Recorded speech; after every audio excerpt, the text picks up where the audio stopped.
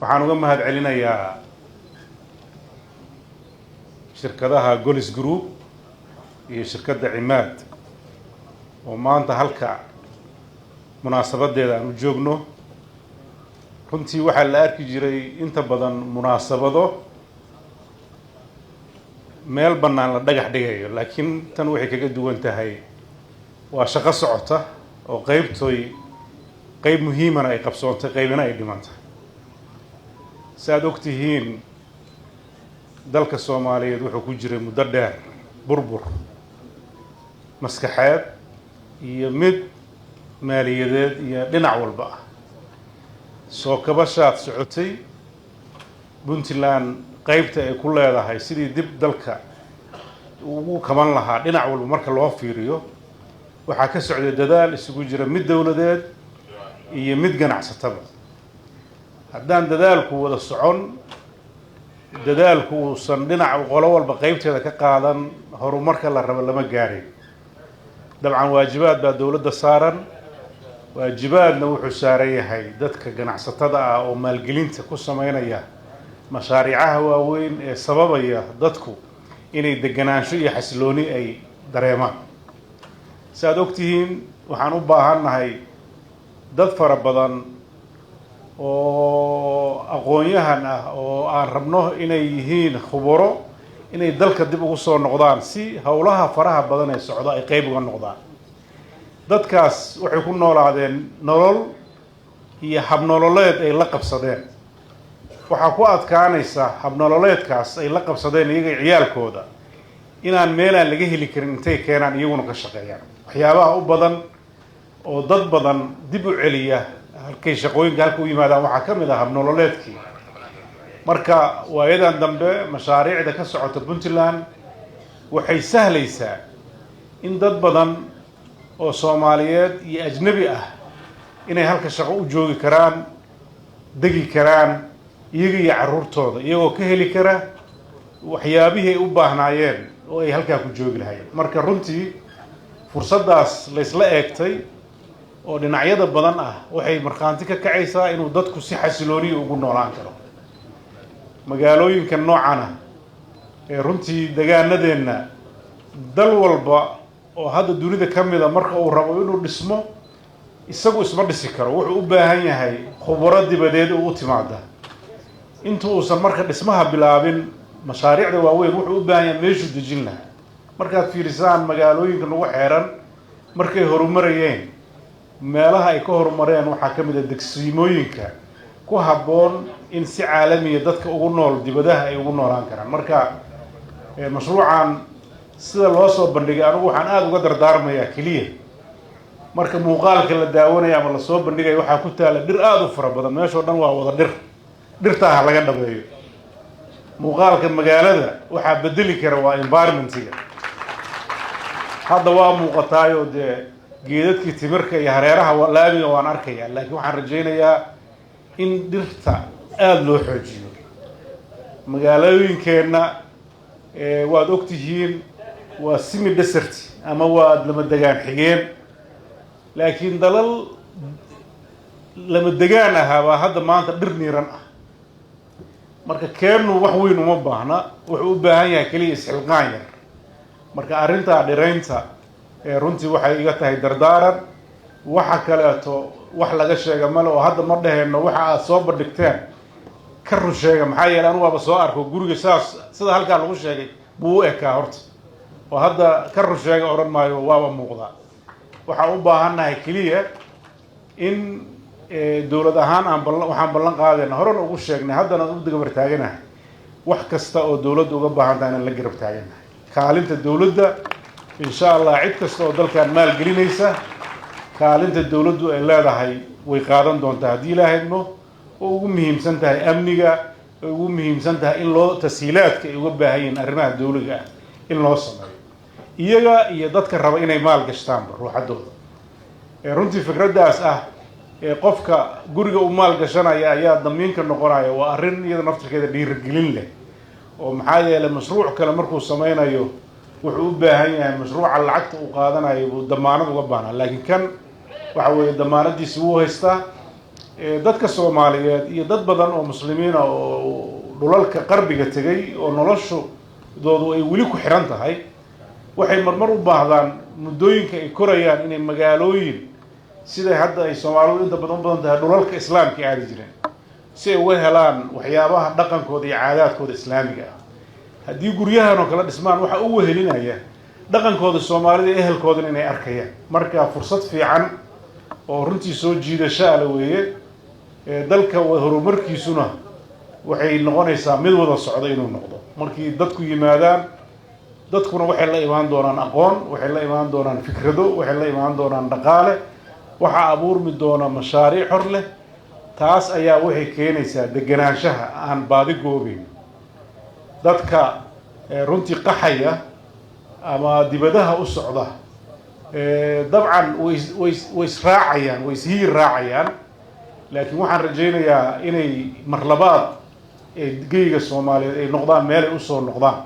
dadka Soomaaliyeed dhulkooda way jecel yihiin duruufaha ka kaxeeyay sida la sheegay haddii aan daboolno isbeddelkaas uu muuqanaya waxaan aad ugu rajoonayaa Ilaahay idankiisa inuu mashruuca noqdo mid taabagala oo barakooba oo dadkeennii iyo quruxdiisii oo isku qoofalan inuu ka mid noqdo iyaga iyo kuwa kale oo magaalooyinka kale ka socda intaba dabcan dal dadkiisa dhisa inaynu isku tashanno maaha waxaynu isku ammaanayna waxa weeye waa wax nafaran Ilaahay ummad buu naga dhigay meel buu nagu abuuray waxaan u baahannahay inaan wax qabsanno Soomaalidu way ku filan tahay inay u muuqato dad in wax la tara kaliya ee u muuqda ummad kastana way soo martay marxalada adag laakiin waxaan aaminsanahay ummadda Soomaaliyeed markan inay ku baraarugsan tahay inay danaheeda ay u soo jeesato cidna aysan ku hadlayn waxa iyadu ay rabtay inay qabsato hadday tahay dadkooda ganacsiga iyo hadday tahay dadkooda kaleeto oo aqoonta leh ama dhakhaatiirta ama injineerada ama dadka la rabo inay dalka dhismihiisa qayb ka ahaadaan runtii waxaan isleeyahay cajaladda ama wareegga horumarku waa u socdaa waa dhici kartaa inaan aad loo arag oo dadka qaybtiisa inaan u muuqan laakiin waxaan runtii inii sheegayaa Puntland horumar aad u ballaaran baa ka socda oo isku dheelitiran taasna waxaan rajaynaynaa inaan sii ballaarin doono waxaan samayn doonaa shirar ku saabsan maalgashiga fursadaha dalka ka jira khaasatan dhinaca wax soo saarka hadday ahaan lahayd beeraha hadday ahaan lahayd xoolaha hadday ahaan lahayd badda iyo kalluumaysiga hadday ahaan lahayd macdanaha iyo hadday ahaan lahayd waxyaabaha serviceka ah oo ay dadku u baahan yihiin oo hadda qaybtood ay socoto haddaan dadka dad jirin dee waxa maalgelin loo sameynayo way adkaan doontaa maxaa yeelay maalgelinta ama guryaha noqoto ama bangiyaha noqoto ama telecommunication ha noqoto wixii isticmaali lahaa baa la rabaa marka shirkadaha ganacsiga iyagaa laga rabaa dadka si dhulka ugu celin lahaayeen annaguna waa kala shaqeynaynaa hadda inta maraan la kaftamayo waxaan idhi bangiga iyo teleefonka yaa inaga isticmaalaya haddii dadku hijroodaan waa khatar marka arrintaas waxaan rabnaa in dowlad ahaan iyo shacab ahaanba dhallinyaradeenna runtii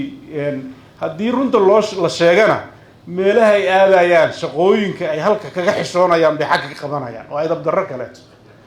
yaa arrintaas waxay u baahan tahay dadka barbaarinta haya ama culummada iyo macallimiinta bal inay wax ka bedelaan iyo waalidka sida carruurta loo barbaarinayo oo haddii dadku markuu halka shaqada qaybtiisa ka shaqeeyo lagu caynayo in cayda laga daayo dadka oo halka shaqooyinka ay ka qabtaan sababta intuu dadkiisa ka dhuunto inuu meel kale ka qabto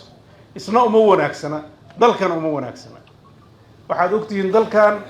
waxaa la leeyahay shaqo la-aan baa looga tagaa waana loo soo shaqo doontaa waa laba arrimo oo isqaban karin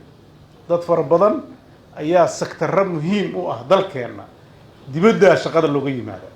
waad ogaan doontaan dhowrka kun oo halka sheegay oo yidhi halkaa fursado shaqada laga abuuraya Soomaalida ka faa'iideysan doonta ama reer Puntland ka faa'iideysan doona number yar buu noqonaya ajnabi baa qaadanaya waa dhibaato kale iyada ruuxadeeda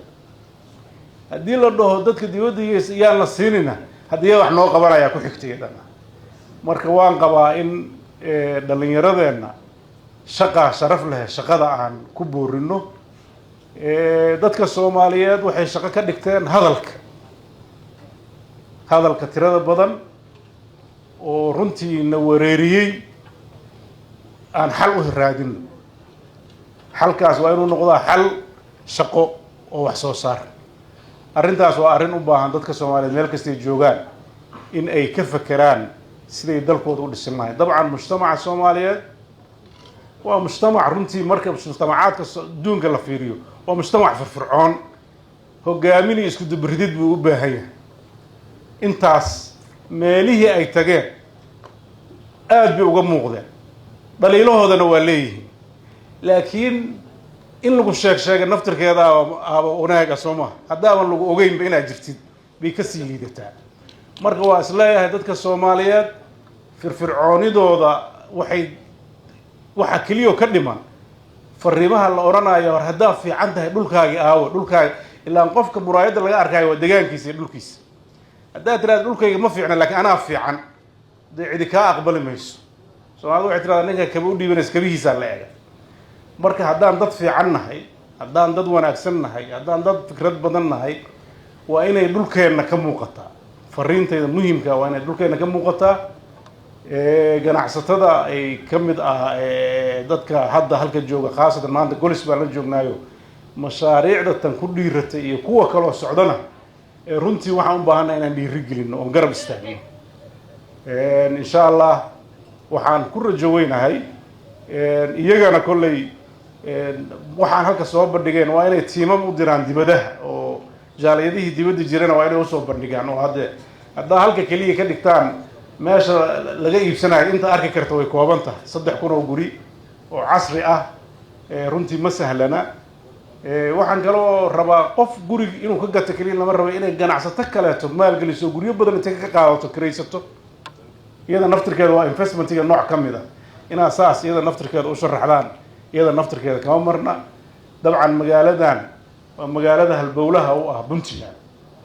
waa caasimadii waa meeshii dadka kulminaysay waa xaruntii dawladdu waxay wadaa si ay u noqoto meel muggaas qaadi karta in wax badan oo dhinaca infrastructure-keeda la horumariyo kaabayaasheeda oo ugu horeysa kaabayaasha amniga sida hadda laga xusay waad ogtihiin oo dhinaca booliiska isbedelada ka socda dhinaca horumarinta iyo bilicda magaalada waxbaa ka socda mashaariic kale oo arrimahaas runtii hor u marinaysana qorshayaasha dawladda ka mid yihiin haddii Ilaahay idmo waxa loo sameynayana waa dadka reer Puntland iyo deegaanka dadka degan waxaan rajaynayaa inay dadka reer Puntland qayb ka noqdaan horumarka ay dawladdu wado oo gacan la siiyo maxaa yeelay haddaynan isku wada tashan oo wada shaqayn nolosha degan oo aan rabno oo hadda inta tusaale u tahay dhowr saacadood baa halka fadhinay waxna sideeyay meen arag si degan ba mashruuca hawsha u socotay ilaahay baan ugu xamdinaqaynaa amniga laakiin ogaada fadhiga halka fadhidaan dad baa dhaxanta iyo buuraha u saaran dad baa u dhiig baxaya dad baa maaragtay u geeriyoonaya marka haddii wanaagii xagga laga sameeyay la yiraahdo magaalooyinkiina fawda ka socotay ama maaragtay wiil yar baa sidoo raba ka yeelay dalkii